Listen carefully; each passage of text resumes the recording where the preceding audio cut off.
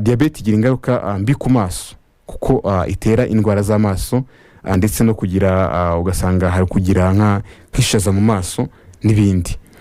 Ishobora no kwangiza imitsi itembereza amaraso mu maso, ugasanga umuntu ari kureba neza. Rero uko imitsi igenda ishira niko amaso agenda yangirika, bikaba byanakuviramo ubuhumyi. Ni byiza kuba wajya kureba umuganga w'amaso mu gihe uri kumva utari kureba neza. Yego.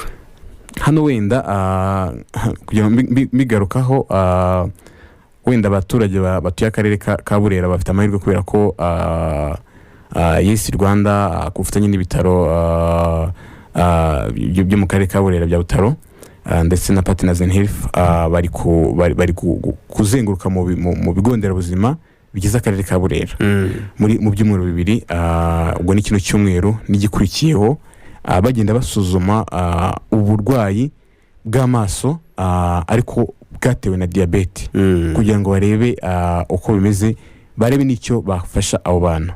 Yego, ubwo ngira ngo ni kuva ku itariki ya 18 z'uku kwezi kwa 9 kuzagera ku itariki ya 3 z'ukwa 10. Yego nibyo. Nibyo biri mu Rwanda nyango ku rwego mpuzamahanga bwo ni icyumweru kimwe babagaruka ku zino ndwara twagiye tubigarukaho.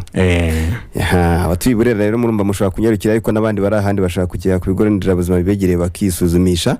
Reka tugane ku bitekerezo